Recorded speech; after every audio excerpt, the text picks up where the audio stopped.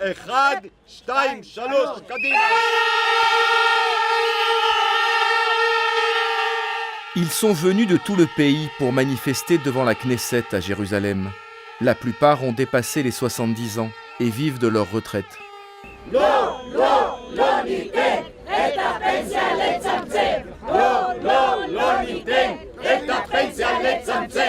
Ce jour-là, le Parlement israélien examine un projet de loi visant à revaloriser les retraites qui ne suivent plus depuis longtemps le coût de la vie. C'est un crachat dans la figure des fondateurs de cet État, de ceux qui ont garanti sa sécurité, qui ont construit ces villes et qui lui ont donné ses valeurs. Nous avons transmis un bon pays aux nouvelles générations et c'est justement nous que l'État méprise, comme s'il avait oublié qui avait construit ce pays.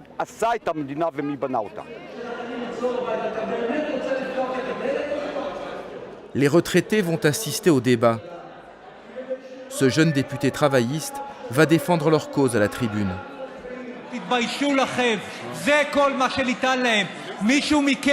Vous devriez avoir honte, c'est tout ce que vous leur donnez? Quelqu'un ici laisserait ses parents vivre avec une allocation de 500 € par mois? Bien sûr que non.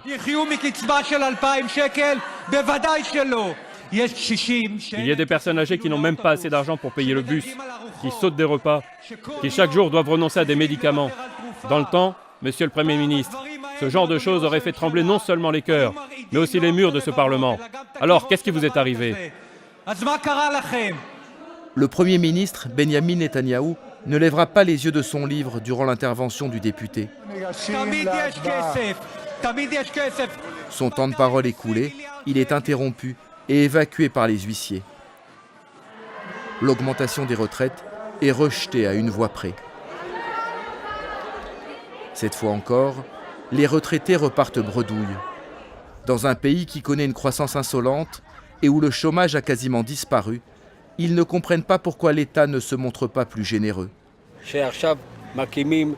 En ce moment, ils sont en train de construire un pipeline vers l'Europe pour vendre notre gaz. Cela va rapporter des millions, des milliards même. Nous voudrions qu'une partie de cet argent serve aussi à payer nos allocations et améliore un peu notre vie. La précarisation des personnes âgées en Israël est le symptôme d'une économie prospère mais profondément inégalitaire. La trahison d'un des idéaux des pères fondateurs, la justice sociale. 2 heures du matin, dans la banlieue de Tel Aviv, la capitale économique d'Israël. Nahum, 77 ans, vient de se lever. Sa journée de travail commence.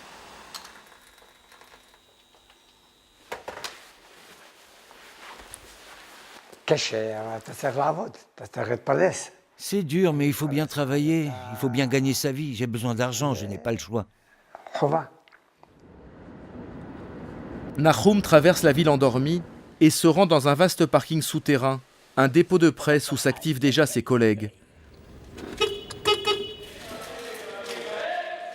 Il faut préparer les livraisons, regrouper chaque publication en fonction des abonnés.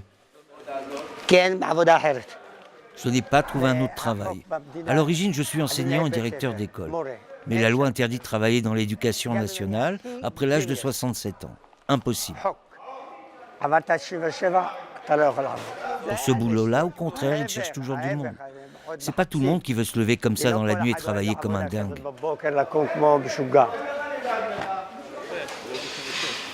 Comme beaucoup d'Israéliens de sa génération, Nahum avait choisi de toucher sa retraite d'enseignant en une seule fois, à la cinquantaine. Il a ensuite investi toute la somme dans une affaire. J'avais une retraite, mais je l'ai touchée en une seule fois quand j'étais plus jeune. Avec ça, j'ai acheté une fabrique de bijoux. J'avais 26 employés, un truc super. Mais comme toutes les fabriques, tout mon argent a été englouti.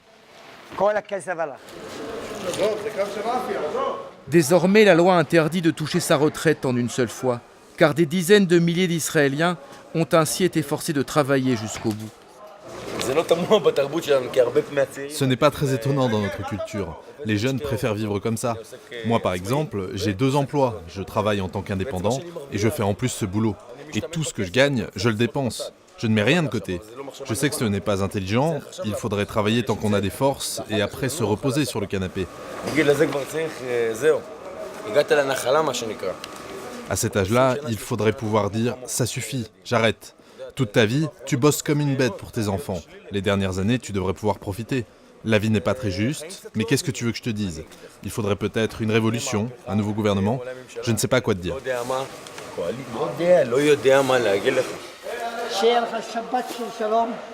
Le temps presse. Nahum doit distribuer les journaux avant le lever du jour.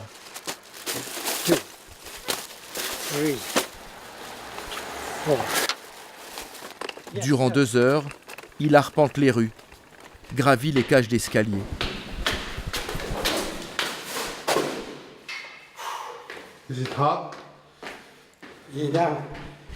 Là ça va, mais quand je dois monter 4 étages à pied, c'est pas facile.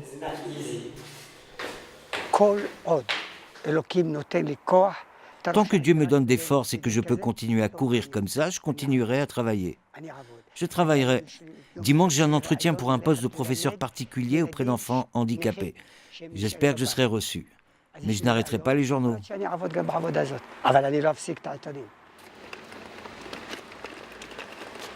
Le jour se lève.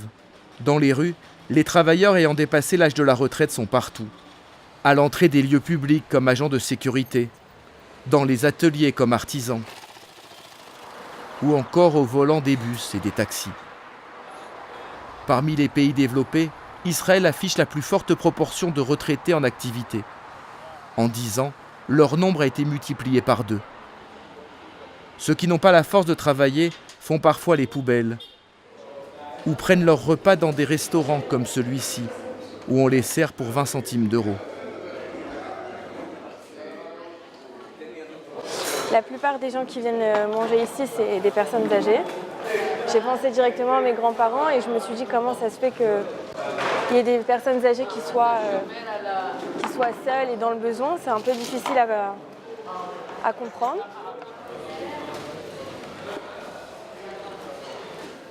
Chaim et Shaoul font partie des habitués. Comme beaucoup ici, ils ont travaillé toute leur vie et débuté leur carrière dans les premières décennies de l'État d'Israël, à une époque où le pays enchaînait les guerres et les crises économiques. J'ai été carrossier et peindre sur les voitures. Je peux te démonter une voiture et te la remonter. Moi, à 10 ans, j'aidais déjà à faire vivre mes 10 frères et sœurs. Mon père était vieux et mes grands frères étaient déjà à l'armée. Depuis que j'ai vu le jour, il y a des guerres ici. 56, 67, 73, 82. Des guerres sans arrêt. On ne peut plus vivre sans. Ah, on s'est habitué.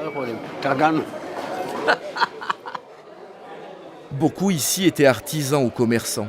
Jusqu'à une loi très récente, rien n'obligeait les travailleurs indépendants à cotiser pour leur retraite. En 1973, j'ai ouvert un magasin. Au début, ça marche, et puis après, tu dois payer les impôts, les taxes. Je n'arrivais plus à respirer. Je n'ai pas cotisé pour la retraite. Aujourd'hui, c'est obligatoire, mais pas à mon époque. C'est pour cela que nous venons manger ici. Ce n'est pas une honte. La honte, c'est seulement quand on vole.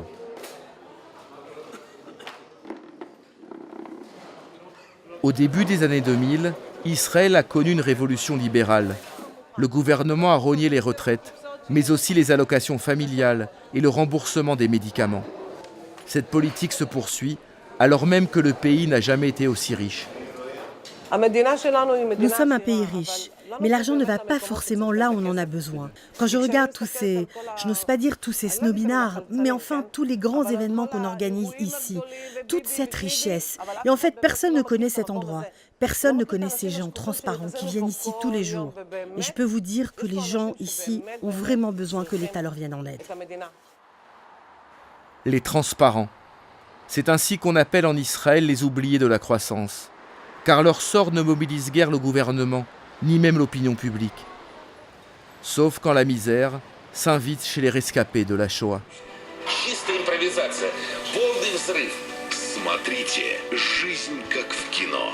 La télévision ukrainienne résonne en permanence dans le petit appartement d'Alex. Même s'il vit en Israël depuis plus de 40 ans, son Ukraine natale ne l'a jamais vraiment quitté.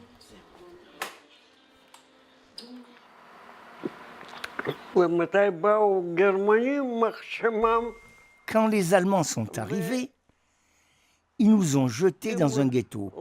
Moi, ma grand-mère, ma mère et 2 de mes frères. Là-bas, c'était encore pire que dans les camps de concentration. La famille a survécu à la guerre, mais l'Union soviétique n'autorisait pas les Juifs à émigrer en Israël. Alex a dû attendre les années 70 pour obtenir enfin un visa de sortie. Quand on est arrivé ici, nous n'avions pas d'argent. J'ai commencé à travailler un peu comme cordonnier, un peu comme gardien, pendant presque 1 an. Après, j'ai loué une petite cabane à Rehovot et j'ai monté une cordonnerie. Et c'est là-bas que j'ai travaillé. Alex n'a pas pu mettre d'argent de côté et à la retraite, il s'est retrouvé dans le besoin, comme des milliers d'autres victimes des nazis.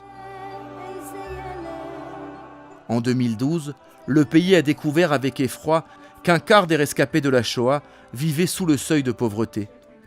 La mobilisation des artistes et des anonymes sur les réseaux sociaux a abouti à la création d'une commission parlementaire. Il y a des rescapés de la Shoah qui n'ont même pas de chauffage, qui n'ont pas d'argent pour acheter à manger. C'est une honte pour votre Parlement. Permettez-nous au moins de mourir dignement. Depuis, la Knesset a voté une nouvelle allocation mensuelle pour les rescapés de la Shoah. Alex mange désormais à sa faim et bénéficie d'une aide à domicile. Chaque semaine, Ethan l'invite à prendre un café au centre commercial. Cet ancien militaire a vu le pays s'enrichir et le fossé entre les riches et les pauvres se creuser.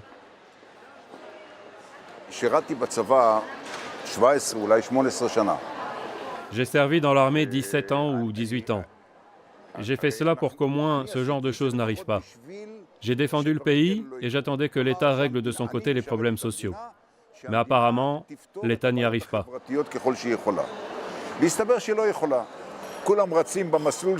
Tout le monde se bat pour être le plus fort, le plus riche possible. Et ceux qui restent sur le côté, tant pis pour eux.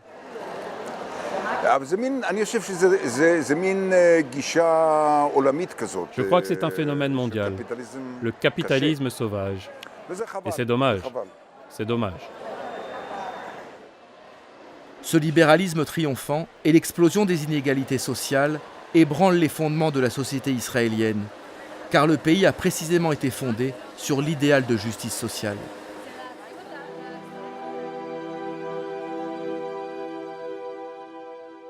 Pour saisir toute l'ampleur du renoncement, il faut s'éloigner des villes et se rendre dans l'une des communautés agricoles à l'origine de l'État d'Israël, un kibboutz.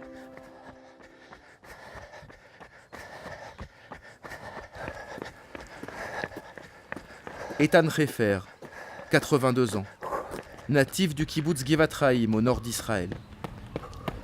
Ses journées débutent par 3 heures de sport intensif.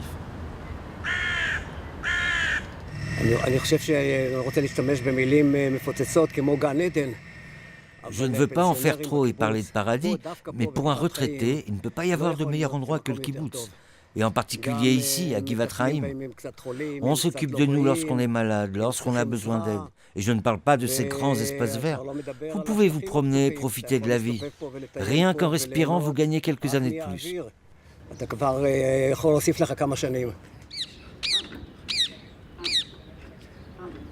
Une image idéale de la retraite, à milieu des pauvres vieux des villes. Tous n'ont pas la santé d'Ethan, bien sûr. Mais le kibboutz ne laisse tomber personne. Ici, chacun a droit à un revenu décent. Un logement, la gratuité des soins et une maison de retraite financée par la communauté.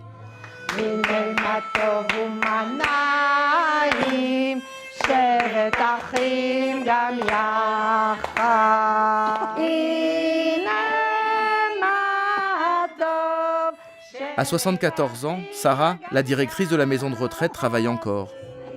Elle n'a pourtant aucun besoin d'argent, car le kibboutz lui verse une retraite confortable.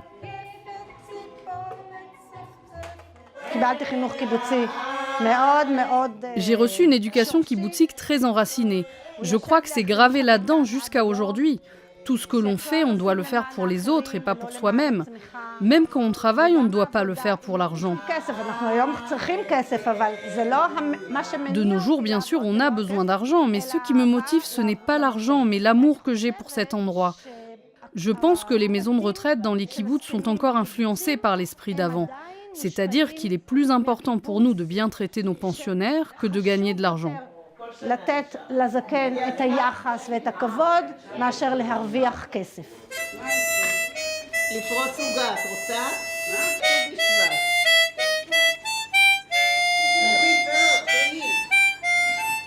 גם טריים וגם...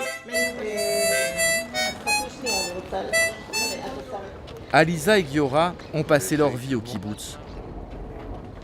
Leurs parents ont participé à sa fondation dans les années 30. La plupart des pionniers venaient alors d'Allemagne et d'Autriche, pétris d'idéaux socialistes.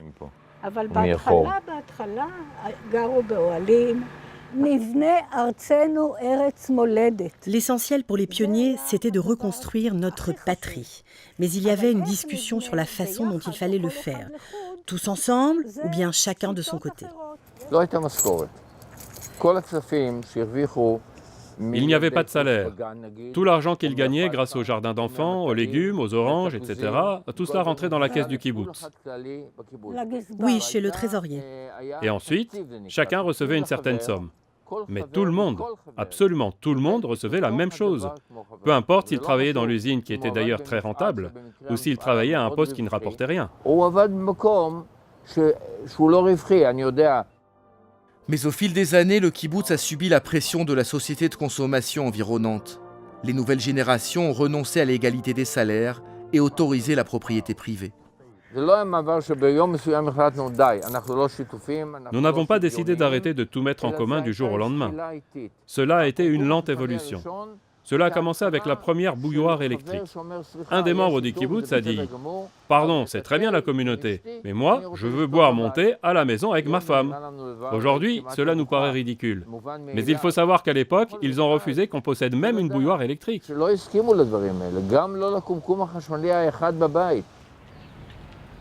Au début des années 2000, la plupart des kibbutz d'Israël ont été privatisés. Les modestes maisons des anciens voisinent désormais avec les belles villas construites par leurs enfants. Les jeunes plébiscitent le kibbutz, mais ils travaillent à l'extérieur et ne reversent qu'une petite partie de leur salaire pour financer les espaces verts et les jardins d'enfants. Les jeunes viennent ici pour élever leurs enfants dans un endroit fermé, avec de la verdure, où il n'y a pas de violence. Nous sommes une petite communauté où chacun fait attention à l'autre. C'est un plaisir à la fois de vieillir ici et de faire grandir des enfants.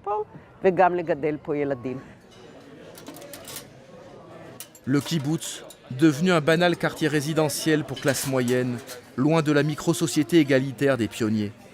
Aliza et Giora continuent à déjeuner dans la salle à manger commune, par fidélité à un certain idéal, censé imprégner toute la société israélienne. Que dit-on dans les 10 commandements? Tout y est en très concentré. Nous devons les respecter. Partage avec l'étranger qui se trouve chez toi. L'égalité des droits, etc. Nous sommes l'État d'Israël et cet État doit être celui de tous ses citoyens.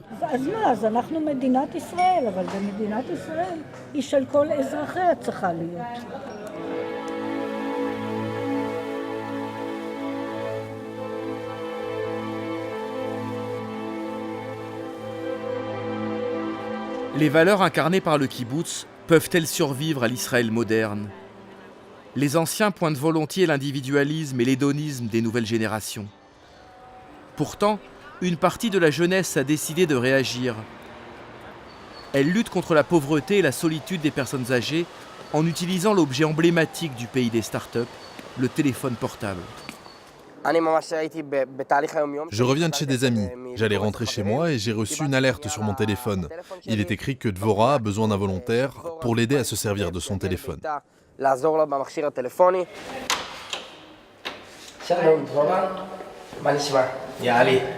Dvorah avait besoin de conseils pour se servir de son téléphone portable. Elle voulait aussi déplacer un meuble, et surtout, quelqu'un à qui parler. Je n'ai pas le choix. Ma fille, par exemple, elle travaille dans la haute technologie. Elle doit faire 2 plein temps. Elle n'a pas de temps pour moi. On aimerait bien que chaque personne âgée puisse avoir quelqu'un à qui elle pourrait s'adresser pour régler ce genre de petits problèmes. On peut imaginer par exemple que les services sociaux attribuent une assistante sociale pour 10 retraités. Mais il est clair que cela n'est pas possible, alors nous, bien sûr, on ne règle pas le problème, mais on réduit un tout petit peu le fossé.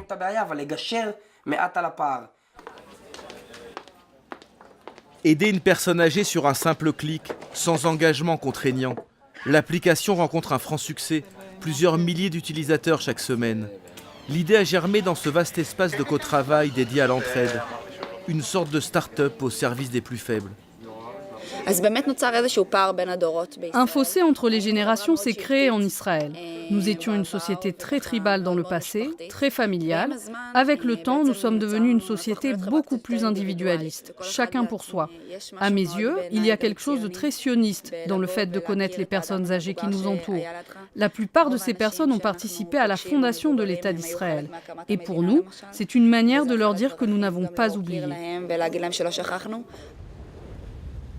Le vieillissement de la population israélienne n'a pas seulement mis à l'épreuve la solidarité entre les générations. Il a aussi entraîné un phénomène nouveau, l'immigration non juive.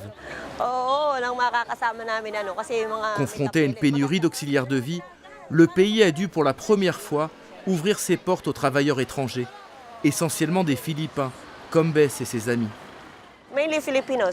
Les Philippins en est arrivés les premiers dans les années 90 pour s'occuper des personnes âgées. Nous sommes venus ici légalement avec un visa pour travailler dans l'aide sociale. Cela fait 20 ans que je suis ici. J'étais toute jeune, bon maintenant je suis vieille à mon tour. Mais c'est bien ici. Les Israéliens sont un bon peuple, ils ont bon cœur. En Israël, le dévouement des Philippins envers les personnes âgées est légendaire. Mais l'État leur accorde seulement un visa provisoire. Au bout de 3 ou 4 ans, la plupart doivent quitter le pays. Même quand parfois, leurs enfants sont nés en Israël. Désormais en situation irrégulière, Bess et sa fille risquent l'expulsion. Moi, éventuellement, je pourrais retourner chez moi. Mais ma fille ne veut pas quitter le pays où elle est née. Elle a ouvert ses yeux ici. Nous disons aux Israéliens, nous avons pris soin de vos anciens. Alors, s'il vous plaît, prenez soin de nos enfants. Nous n'exigeons rien. Nous vous demandons de la compassion.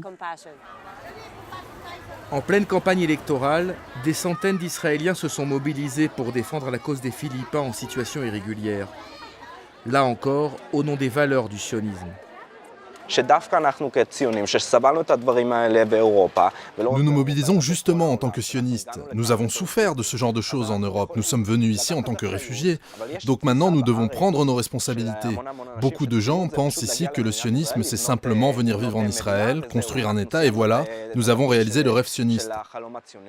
Moi, je vois les choses autrement. C'est justement parce que nous avons construit un État très puissant, que nous devons maintenant tendre la main aux plus faibles.